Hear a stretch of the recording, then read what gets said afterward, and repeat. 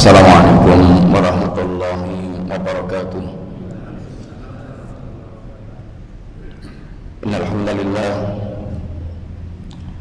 wassalatu wassalamu ala rasulillah wa ala alihi wa ashabihi wa mawalah, wa la hawla wa la quwwata illa billah, amma ba'du. Alhamdulillah, Bapak Ibu jamaah rahimani wa rahimakumullah, melanjutkan pelajaran kita masih dalam pembicaraan mengambil faedah dari sepak terjang dakwah para Nabiullah alaihi salatu wassalam, khususnya yang terhimpun di dalam kelompok ulul asmi, nabi-nabi dan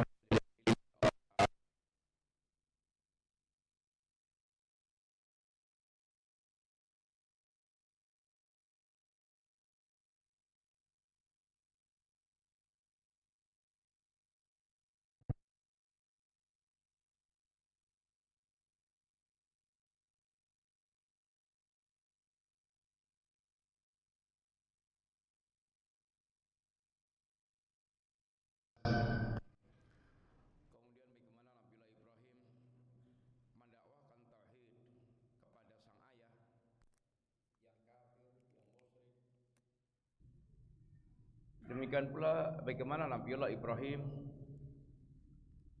berusaha untuk membuka kesesatan kaumnya yang menyembah patung-patung.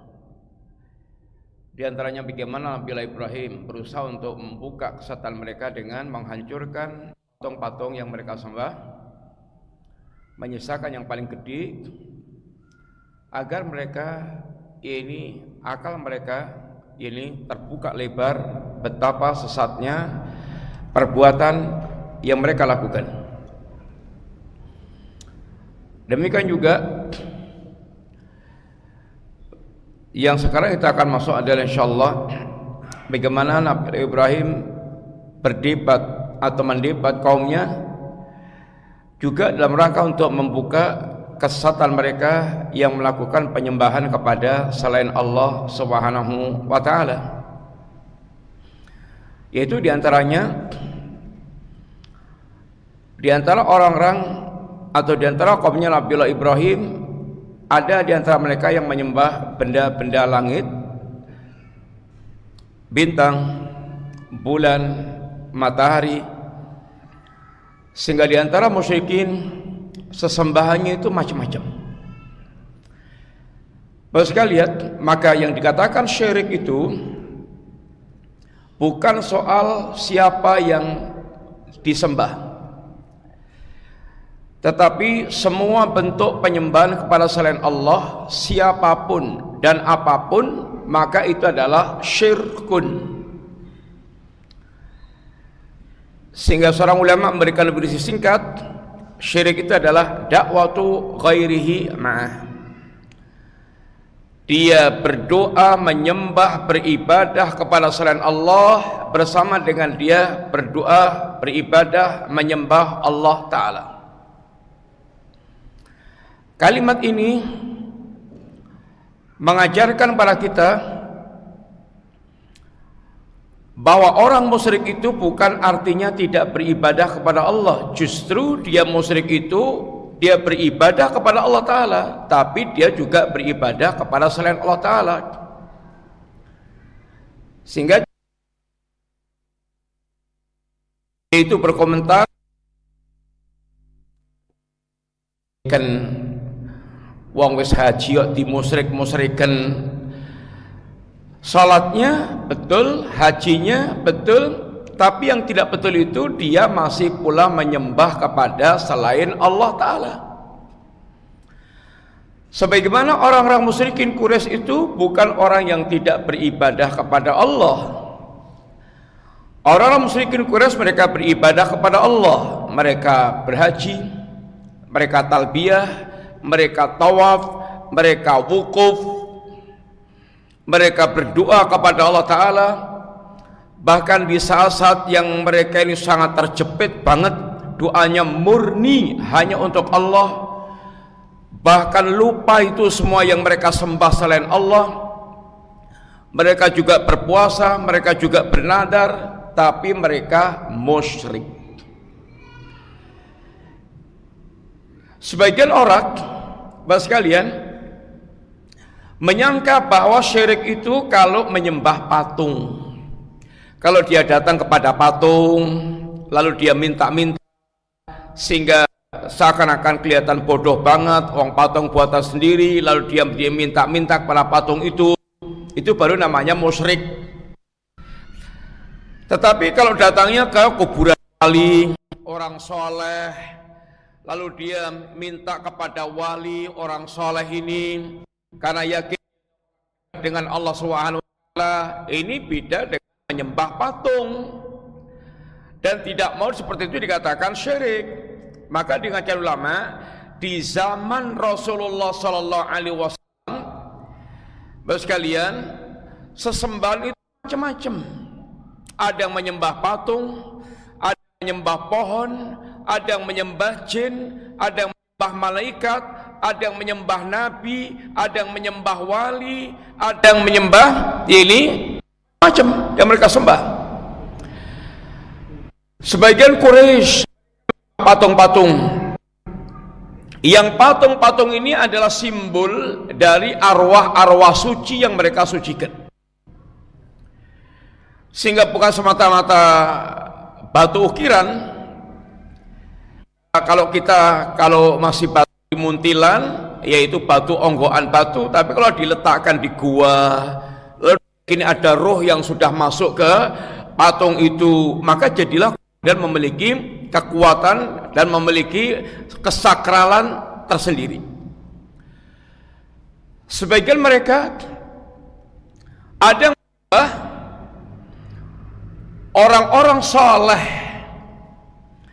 yang diwujudkan dalam bentuk simbol-simbol patung, kayak kaumnya Nabiullah Nuh alaihissalam yang mereka bentuk patung Wat, Suwa, Yahud, Ya'uq, Nasron. Ini adalah kata Ibnu Abbas, dulunya nama-nama orang-orang soleh yang pernah hidup di zaman kaumnya Nabiullah Nuh. Lalu mereka mati, lalu mereka orang manusia kehilangan, lalu mereka sampai pada tahapan mematungkan, sampai pada tahapan menjadikan sembahan murni. Sebagian manusia ada yang menyembah bintang-bintang, benda-benda langit, bintang, matahari, bulan. Sebagian manusia ada yang menyembah nabi, kayak orang Nasrani menyembah Nabiullah SAW, yang sebentar lagi akan panas nih. Boleh nggak kita mengucapkan selamat-selamat kepada orang merayakan ini keyakinan Isa itu adalah ini sesembahan mereka? Dia mau nggak mawon, tapi yang jelas Quran mengatakan kafirnya akidah orang yang mengatakan Isa adalah anak Allah, Isa adalah Allah, Isa satu di antara tiga oknum. Ini keyakinan ini dikafirkan semuanya oleh Allah Subhanahu wa taala. Laqad kafara alladziina qalu innallaha thalithu thalatha. Telah kafirlah orang mengatakan Allah satu di antara tiga oknum. Tuhan Bapa, Tuhan Anak, Tuhan Ruhul Kudus. Laqad kafara alladziina qalu innallaha huwal masihu ibnu Maryam. Telah kafirlah yang mengatakan Isa adalah ini Allah adalah Al-Masih ibnu Maryam. Dan ucapan Allah punya anak, kata Allah, takadus samawatu yatafattarna minhum wa tanshaqul ardu akhirul jibalu hadda anda oli rahmani walada wa ma yanbaghi lirahmani ayatakhidha walada. Hampir-hampir langit itu runtuh, hampir-hampir bumi itu terbelah, hampir-hampir gunung itu jugruk, disebabkan ucapan mereka Allah punya anak, yang Allah sama sekali nggak pantas mengambil anak.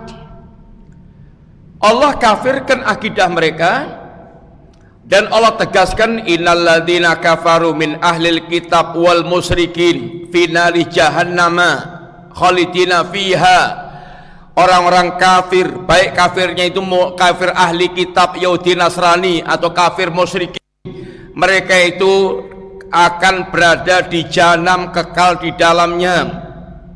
Ini akidah yang tidak bisa dirubah seujung rambut pun. Lalu penjelingan tahu-tahu selamat ya, sama dengan antum ucapkan selamat ya antum ahli jahanam dikafirkan oleh Allah Ta'ala, begitu ya monggo aja. Oh enggak kok, keyakinan saya enggak begitu. Lah terus ucapan selamat maksudnya apa coba? Ngucapan selamat itu artinya apa? Basa-basi, mimpi, enggak sadar, ngomyang atau gimana? Bagaimana Anda mengucapkan selamat kepada orang yang dikafirkan oleh Allah Ta'ala? Tegel-tegelnya, ibaratnya tegel-tegelnya Allah memusuhi mereka, kemudian kita yang katanya hamba Allah lalu mengucapkan selamat kepada mereka. Oh kalau gitu nggak toleran. Islam agama yang paling toleran terhadap ini keyakinan-keyakinan orang lain, terhadap orang-orang yang mereka non muslim. Bapak sekalian, semua yang mereka cari-carikan dalilnya untuk bolehnya mengucapkan kalimat itu hanya cari-cari dan dibuat-buat, nggak nyambung blas, nggak nyambung blas. Yang jujur ajalah, menjadi muslim yang jujur ajalah bagaimana Allah telah menjelaskan, menerangkan kepada kita. Dan untuk rukun itu nggak harus begitu-gitu itu. Islam mengajarkan kerukunan yang hakiki, bagaimana rukun yang sesungguhnya, dan nggak perlu pakai gitu-gitu. Dan nggak ada agama yang lebih menghormati, lebih toleran, lebih memberikan jaminan rasa aman kepada yang lainnya sebagaimana Islam, kalau dia mempelajarinya dengan itu benar. Bapak sekalian, sehingga kembali lagi, yang dikatakan musyrik itu bukan sekedar kalau mereka menyembah patung. Ada semuanya macam-macam. Ada yang nabi, ada yang orang soleh, ada yang matahari, ada yang bintang, ada yang bulan, ada yang lain-lainnya. Di sini diantaranya Nabiullah Ibrahim mendebat kaumnya yang menyembah kepada bintang-bintang, bulan, matahari, dan Ibrahim sedang posisinya adalah ini untuk membuka cakrawala pemikiran mereka yang sesat, seakan-akan Ibrahim sedang mendudukkan dirinya bagian daripada mereka. Dan Ibrahim sama sekali nggak pernah terlibat dalam perbuatan syirik. Dan surat Al-An'am ayat yang ke-74 dan seterusnya itu sering orang bilang Ibrahim sedang mencari Tuhan. Enggak, Ibrahim bukan sedang mencari Tuhan. Ibrahim sedang mendebat kaumnya untuk mendudukkan, menjelaskan di mana letak kesesatan mereka dengan ungkapan seperti Ibrahim bagian pada mereka. Wa id qala Ibrahimu li abihi Azar atattakhidhu asnaman alihatan.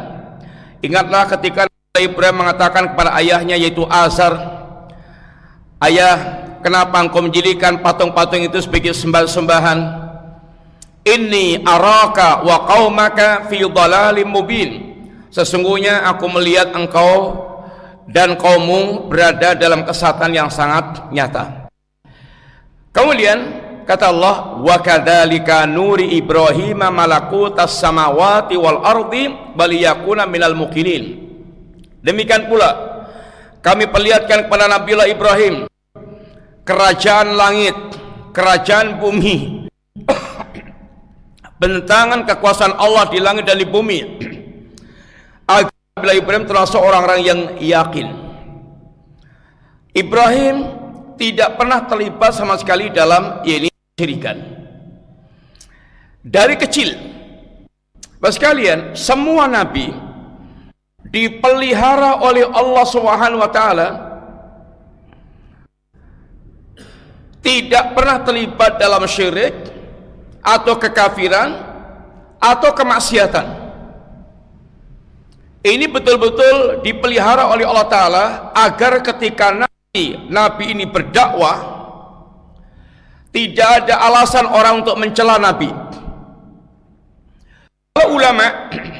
Kalau ulama itu ada yang bekas berandal, ini bekas perampok, kayak Fudail bin Iyad, seorang ulama yang tadinya perampok. Tapi kalau Nabi ada,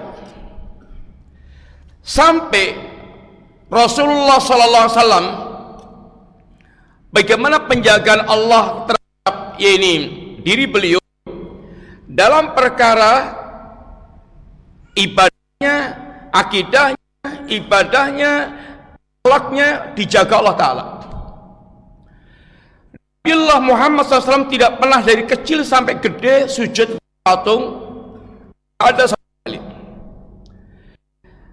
Nabiullah Muhammad SAW di tengah-tengah Quraisy yang mereka hajinya, wukufnya itu di Muzdalifah, Rasulullah sallallahu alaihi wasallam beliau wukufnya di Arafah, itu zaman jahiliyah, sebelum turun syariat Islam, masih di Mekah. Sehingga pernah ada sahabat yang mencari-cari Nabi, ternyata Nabi sedang wukufnya di Arafah. Orang-orang Quraisy wukufnya di Muzdalifah dengan tipuan syaitan. Arafah adalah tanah halal. Kalau meninggalkan tanah haram menuju tanah halal itu sama dengan tidak menghormati tanah haram. Maka mereka wukufnya tidak di Arafah, tapi wukufnya di Muzdalifah. Hajinya orang Quraisy di zaman jahiliyah. Sehingga Nabi tidak menyimpang, termasuk dalam urusan ibadah dijaga Allah. Dalam urusan akhlak, pernah Nabi punya kerentek, punya niat untuk ikut menikmati hiburan yang biasa dilakukan oleh orang yang punya gawe, yang biasa kemudian menanggap hiburan-hiburan. Nabi ketika berangkat ke tempat itu, kemudian Allah tidurkan sampai pagi sehingga tidak menikmati apapun dari hiburan tersebut. Dan itu 2 kali. Setelah itu tidak pernah Nabi punya kerentak sama sekali untuk ikut menikmati hal yang kayak gituan. Dijaga oleh Allah Ta'ala, termasuk Nabiullah Ibrahim alaihissalam. Ibrahim tidak pernah terlibat di dalam kesyirikan sama sekali. Ibrahim dikatakan Allah, wa ma ana minal musyrikin. Penegasan Ibrahim, saya tidak pernah termasuk orang-orang musyrik dari kecil. Kemudian juga Allah tegaskan tentang Nabiullah Ibrahim, makana Ibrahimu Yahudiyan wala Nasrani walakin kana hanifan musliman wa makana minal musyrikin. Ibrahim itu bukan Yahudi, bukan Nasrani, karena Yahudi ngeklaim Ibrahim, Nasrani ngeklaim Ibrahim. Tetapi Allah tegaskan Ibrahim bukan Yahudi, bukan Nasrani. Yahudi telah melenceng jadi agama syirik, Nasrani telah melenceng dari agama syirik. Yang asalnya Yahudi dengan Musa adalah Muslim muwahhid, asalnya Nasrani dengan Isa Muslim muwahhid. Tapi begitu kemudian mereka menyimpang, jadilah Yahudi menjadi agama syirik, Nasrani akan menjadi agama syirik. Ibrahim gak terlibat sama sekali dengan ini urusan Yahudi dan Nasrani. Walakin kana hanifan musliman, tapi Nabiullah Ibrahim ada seorang hanif, hatinya condong kepada kebenaran, musliman, seorang muslim, wa ma kana minal musyrikin, dan Ibrahim tidak pernah termasuk menjadi bagian orang-orang yakni musyrik.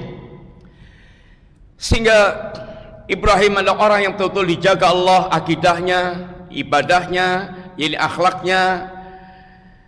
Di antara kisah dialog Nabiullah Ibrahim dengan kaumnya, Allah sebutkan dalam surat Al-An'am ayat yang ke-74. Falamma janna 'alaihi al-lailu ra'a kaukaban. Ketika malam itu telah mulai muncul, tenggelam di gelapnya malam, maka mulai terlihatlah kaukaban, itu bintang-bintang di langit. Qala hada rabbi, ini adalah Rabbku. Kalimat hada rabbi ini bukan artinya Ibrahim sedang bingung mencoba ngeklaim bintang itu Tuhanku, tapi Ibrahim sedang berbicara seakan-akan Ibrahim merupakan bagian pada kaumnya tersebut yang menyembah bintang, yang menyembah bulan, yang menyembah matahari. Hadza rabbi, inilah Rabbku.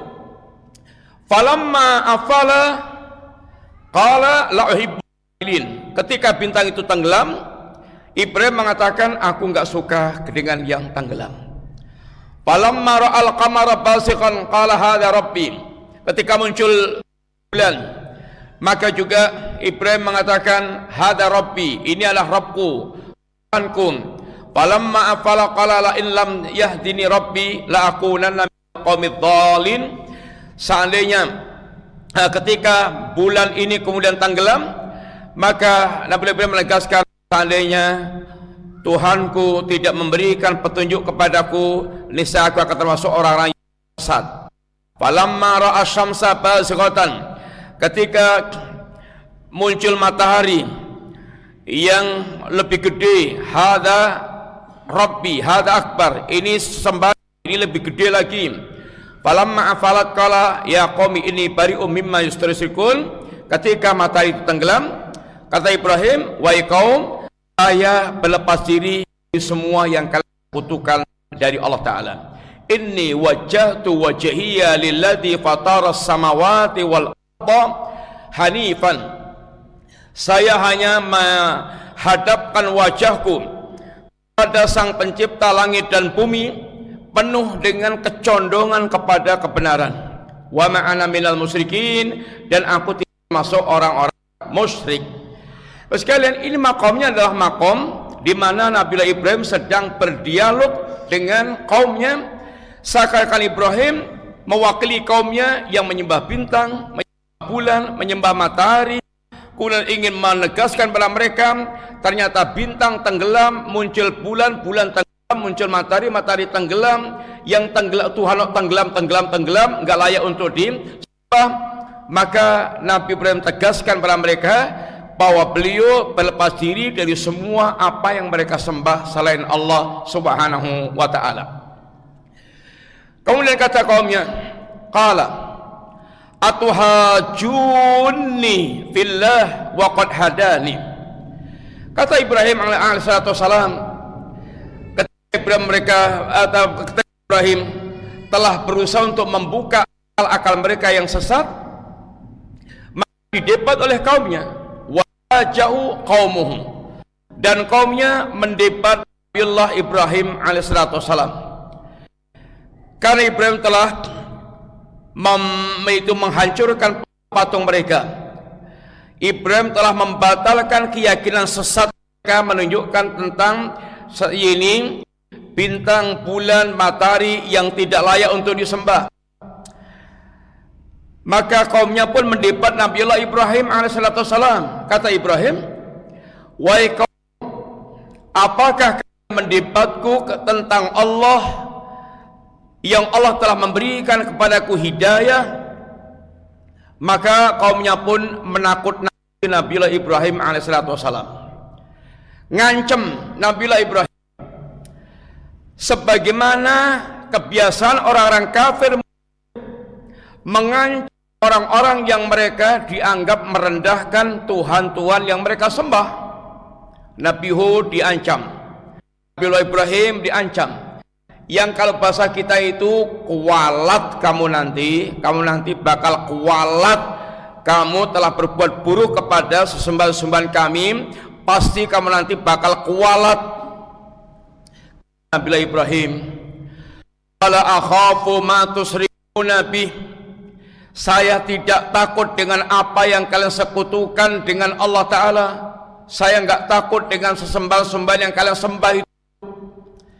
Wa kaifa akhafu ma asraktum takhafuna annakum asraktum billah malam yunazil bi sultanikum sultanan. Kata Ibrahim, gimana saya suruh takut dengan sesembahan-sembahan kalian yang kalian saja musyrik, menyekutukan Allah dan tidak takut dengan Allah Subhanahu wa ta'ala. Afala tatadzakarun, Apakah orang yang tidak bisa mengambil pelajaran tentang hal yang kayak gitu? Kamu aja nggak takut dengan menyekutukan Allah, kok saya suruh takut karena yaitu meninggalkan sesembahan kalian?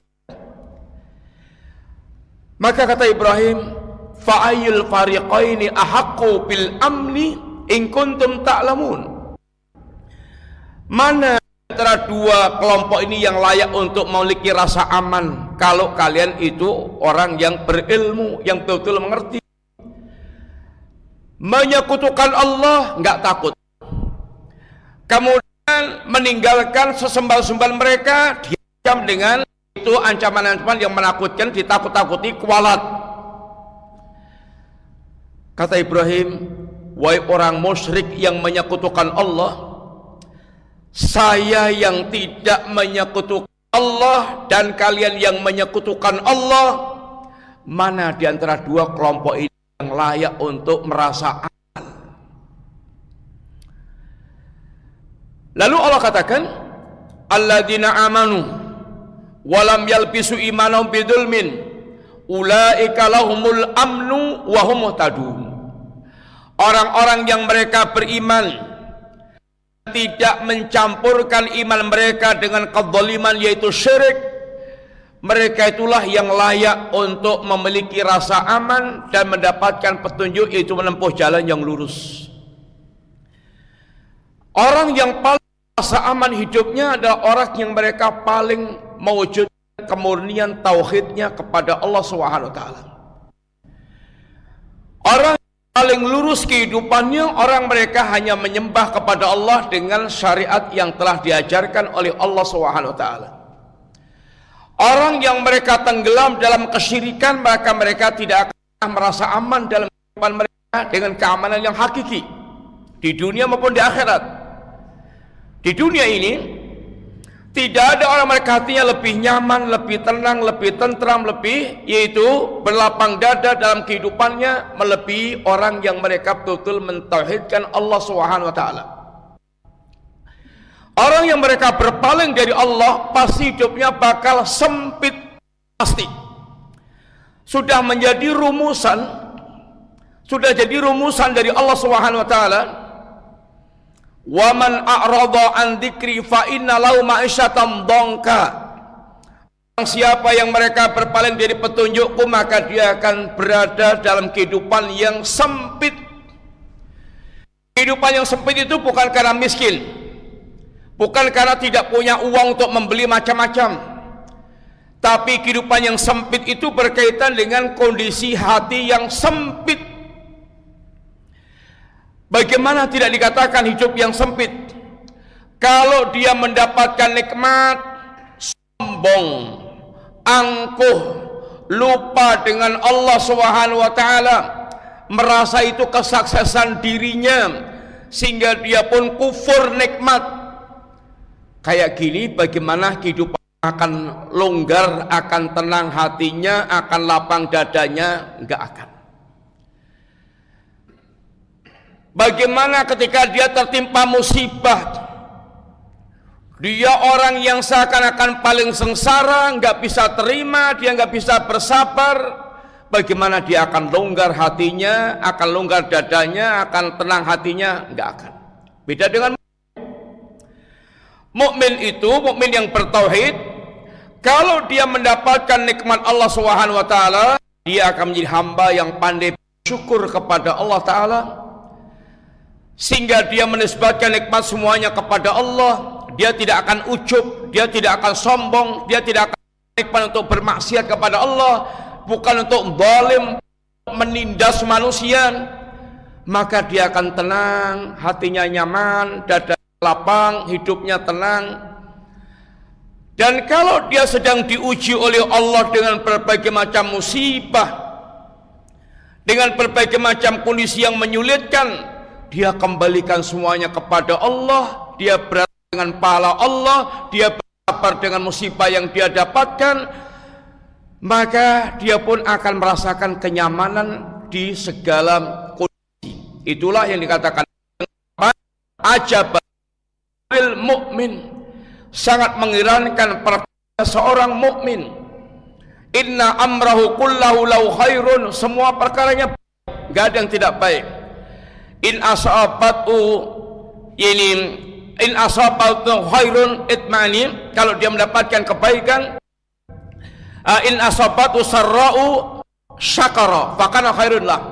Kalau dia mendapatkan kelonggaran, kemudahan, kenikmatan yang menyenangkan, dia pun bersyukur kepada Allah Ta'ala. Tampilan orang yang mereka bersyukur itu semakin taat kepada Allah dan semakin berbuat baik kepada Allah. Itu yang bersyukur. Kalau dia wa in asabat udharra sabarat fakana khairun. Kalau dia mendapatkan kesulitan-kesulitan, musibah-musibah, dia pun bersabar dengan kondisinya, maka itu baik bagi dia.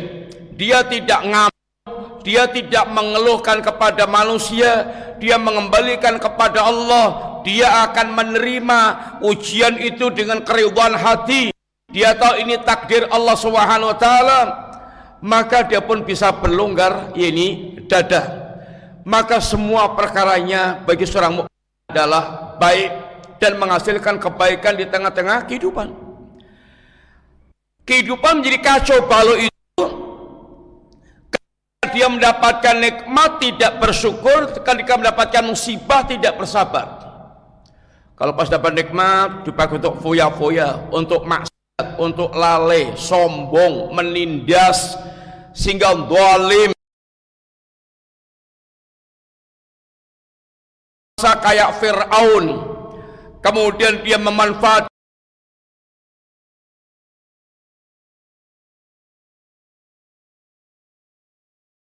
dan tidak sabaran, sehingga pengennya demo, memberontak, kemudian berontak, ingin mengeluarkan segala kemarahannya, sehingga gedung dibakar, toko dijarah, kemudian membuat kekacauan.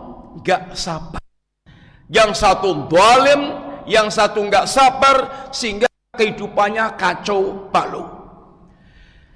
Maka yang paling nyaman, paling tenang, paling biasa dalam kebaikan, orang-orang yang mereka hatinya bersama ibadah Allah. Mana yang lebih layak memiliki rasa aman?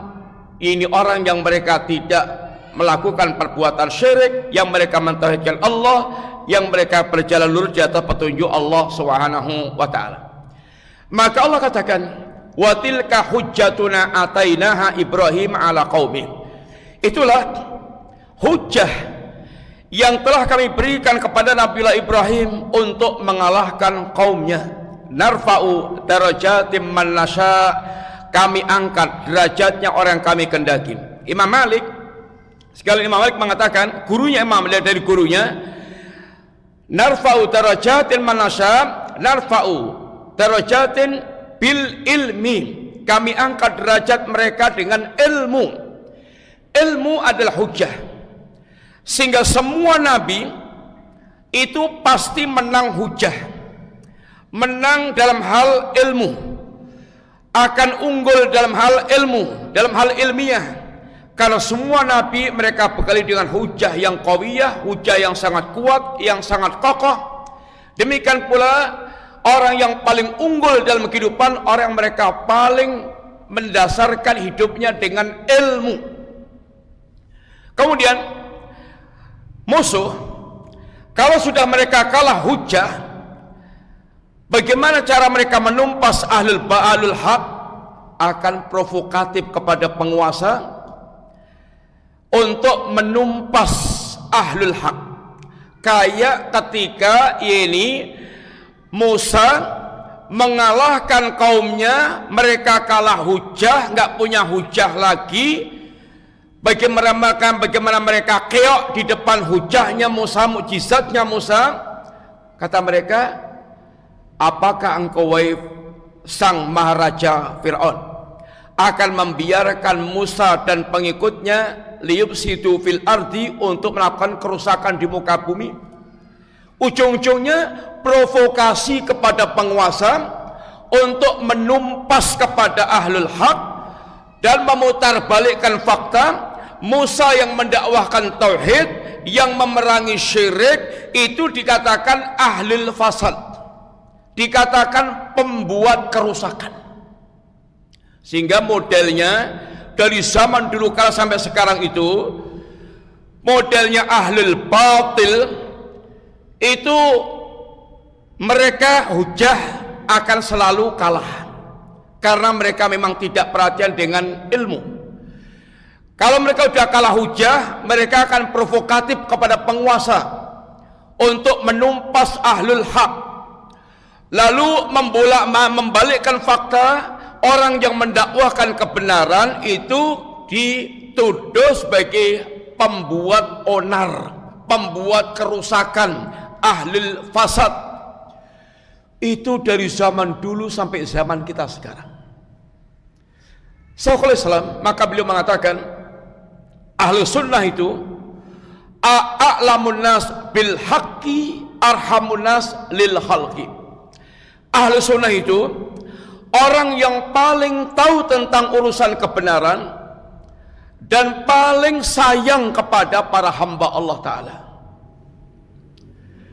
Bagaimana ahlu sunnah tidak orang yang paling tahu tentang kebenaran? Tidak ada dalam beragama ini yang lebih perhatian dengan dalil melebihi ahlu sunnah. Di antara muslimin, cara beragamanya itu dengan mengagung-agungkan akal, mendewa-dewakan akal. Sampai nanti kalau ketemu dalil yang bertentangan dengan akal, bakal ditolak itu dalil atau disimpang-simpangkan sampai cocok dengan akalnya. Dan itu kaidah yang mereka bangun. Yang kayak gini, mana akan perhatian besar kepada dalil? Yang ada itu bahkan dalil ditabrak-tabrakkan dengan akal, dan kalau dianggap bertentangan maka dibuang itu dalil.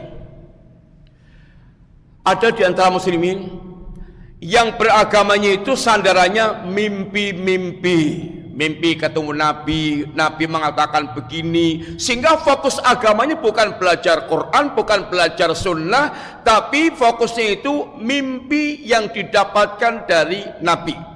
Itu yang dijadikan pokok agamanya. Itulah yang banyak terjadi di kalangan kaum Thariqah Sufiyah. Kayak gini nggak mungkin akan perhatian dengan dalil-dalil Quran dan Sunnah, nggak mungkin. Di antara muslimin ada yang mereka beragama itu dengan pengalaman. Pengalamanku kalau malam tertentu zikirnya ini sekian kali nanti akan mengalami gini-gini. Pengalamanku datang ke kuburannya orang soleh, minta kabul. Agamanya dibangun dengan pengalaman kayak gitu. Sehingga kalau dikata dikasih dalil, ilo dalilnya nggak boleh. Allah, pengalamanku ini kok.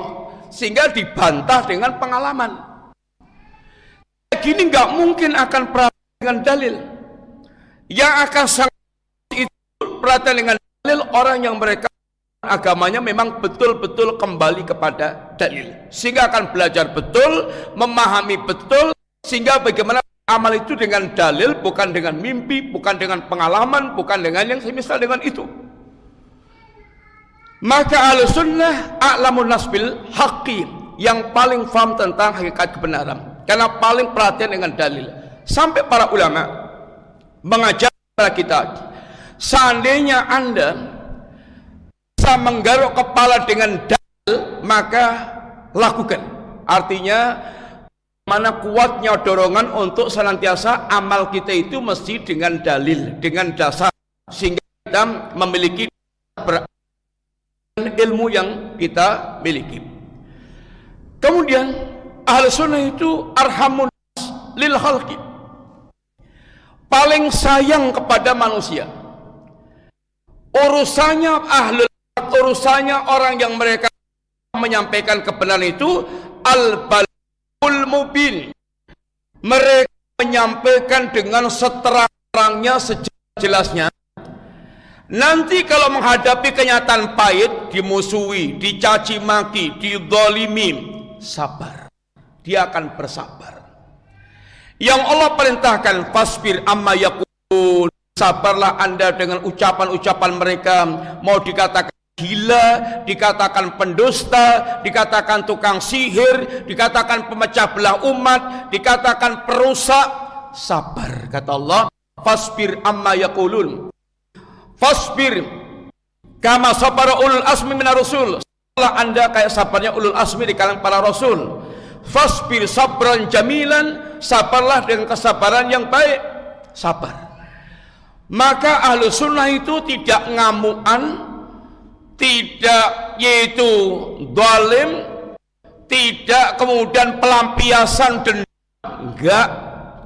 Ahlu sunnah mendakwahkan dengan gamblang dan bersabar menghadapi kenyataan yang ada. Dan paling jauh dari namanya mengatakan, kalau menjelaskan iya, perbuatan gini syirik, perbuatan gini kufur, perbuatan gini nifak, perbuatan begini masuk dalam bid'ah, mungkin iya. Tetapi menghukumi orang per orang maka tidak sebagaimana kalau kemudian ini menjelaskan hakikat perbuatan, karena beda antara menjelaskan hakikat perkara dengan penghukuman kepada orang per orang.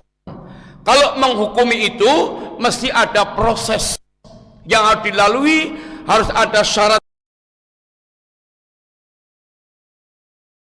Urusannya jelimet. Maka contoh yang paling gampang adalah beliau sendiri Islam, bagaimana sabarnya dan baik akhlaknya kepada para musuh-musuhnya. Di zaman Sultan Ibnu Qalawun, beliau berhadapan dengan ulama yang berseberangan dengannya dan menyerang sangat masif. Ulama-ulama yang sedang dekat dengan penguasa ini, kalau dia sedang dengan penguasa, maka menjadi penjilat-penjilat berat. Sehingga dia keluarkan fatwa untuk Syekhul Islam dibunuh atau ditangkap atau diusir. Sampai Syekhul Islam memiliki kalimat, "Mayab aluna a'da'i." Apa sih yang ingin dilakukan oleh para musuh-musuhku itu? Inna jannati fi sadri, surga di dadaku. Fa in qataluni faqatli syahadah. Kalau mereka itu berhasil membunuhku, dalam kata bunuhan adalah syahadat, syahid. Wa in taraduni fatarti siyahah. Kalau mereka berhasil mengusirku, dalam ketulisanku adalah siyahah, yaitu pelesir, rihlah. Wa in habasuni fahabsi khulwah. Kalau mereka berhasil menangkapku, dalam ketertangkapanku dalam penjara aku khalwat dengan sang kekasih, itu Allah Ta'ala. Semuanya surga bagi beliau. Ibnu Qalawun satu saat dikudeta oleh Jasingkir sehingga beliau jatuh, naiklah Jasingkir. Ulama penjilat ini, begitu Ibnu Qalawun terkudeta, dia pun kemudian ganti menjilat Jasingkir. Mendidih itu darahnya Ibnu Qalawun. Maka Ibnu Qalawun bertekad untuk kembali mengkudeta Jasingkir. Qadarullah, ditakdirkan Allah, berhasil. Begitu Ibnu Qalawun naik lagi, ulama penjilat ini mau menjilat lagi kepada Ibnu Qalawun. Oh, enggak bisa. Bahkan kemudian Ibnu Qalawun mengeluarkan Syekhul Islam yang ditangkap, yang dia penjara, sambil membawa kertas yang isinya fatwa mereka dulu untuk membunuh atau mengusir atau menangkap Syekhul Islam. Pengennya Ibnu Qalawun, Syekhul Islam berfatwa bunuh aja mereka itu. Tapi justru Syekhul Islam melalui beliau merayu Ibnu Qalawun, ulama penjilat ini bisa kembali bersama dengan Ibnu Qalawun. Itulah Ahlus Sunnah. Ketika punya kesempatan untuk membantai orang, dia maafkan, maka dia pun yaitu justru menolong dan tidak semakin brutal untuk kemudian menindas. Islam pernah dia dikeroyok di jalan oleh musuhnya sampai datang tentara, yang kemudian mereka melarikan diri, dan tentara ini minta izin kepada Syekhul Islam untuk bisa mengejar dan menangkap mereka. Kata Syekhul Islam, enggak usah. Kalau urusannya dengan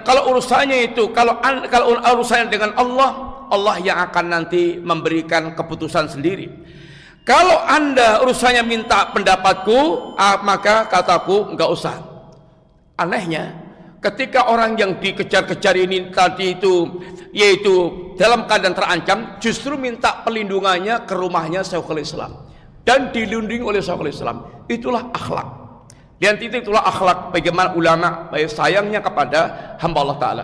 Ini dulu sekali mudah bermanfaat. Jazakumullah khairan, matur nuwun. Wassallallahu ala nabiyina Muhammadin wa ala alihi wasallam. Assalamualaikum warahmatullahi wabarakatuh.